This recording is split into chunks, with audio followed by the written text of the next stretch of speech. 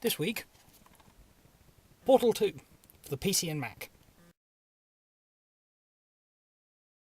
Now, Portal had very humble beginnings, just placed on the orange box as a bit of a stocking filler ready for Christmas all the way back in 2007. Since then, it's gathered a rather huge cult following, which warranted Portal 2. Portal 2 is a much bigger game than the original one, with the original one taking me 2 hours to complete, whereas everything on Portal 2 took me 16. Now, I know that's quite a long time for most gamers, but I just wanted to enjoy it and got stuck on a couple of puzzles. But that's about me. Now, as well as Portal 2 being a much longer game to complete, it's also on a much larger scale. Now, I don't really want to say too much about it, because pretty much if I do, it'll be a huge spoiler for those that haven't played it and want to. But basically, it's massive. I liken it to the original Portal being about the size of my bedroom and the new Portal being about the size of my town. So I'm not going to say too much more about the maps themselves, but they're awesome. Another thing I really like about Portal 2 is the action gets going quite quickly in the game for those that have already played it before, but still slow enough for new players to the title to be able to pick it up really quickly. Well, in case I haven't played the original.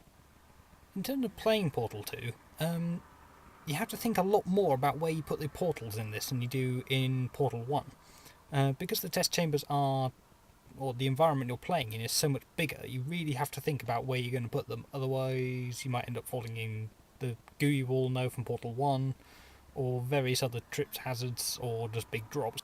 For Portal 2, they've also introduced a load of new gameplay elements, such as laser beams, different types of cube, although the pneumatic diversity events in the trailers didn't actually come into it. But also the use of aerial faithplate, which you stand on and it throws you, is also quite interesting. On the trailers I couldn't quite see how they were going to introduce it into the game, but the way they've done it is actually really good. Introducing these features means that they can do a lot more with the test chambers than they could in Portal 1. The use of character in Portal 2 is also really nice. They've introduced new characters, built on other ones such as GLaDOS, and introduced a new character to basically drive the story along and also help new players get to grips with the Portal concept.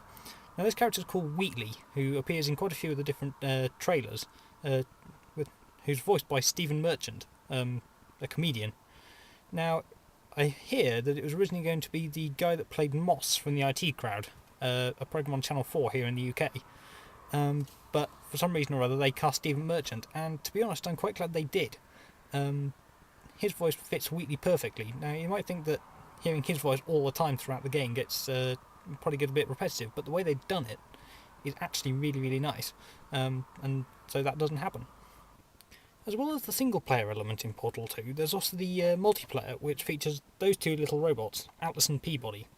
It introduces a new concept to Portal, which is actually really nice, being able to play it with a friend, either over the local area network or over the internet. Now this is available on all 3 different types of console which Portal 2 is released for. PC, PS3 and Xbox 360, although PS3 might be down at the moment because of the hacking scandal. Overall, I would say get Portal 2. Now, I'm not going to give scores for any of these reviews, but Portal 2 is the only game I've ever pre-ordered, and it is still my favourite game I've ever bought. It was definitely worth the £30 I paid for it when it first came out. So, overall, a very good game. Next week, Mirror's Edge for the Xbox 360.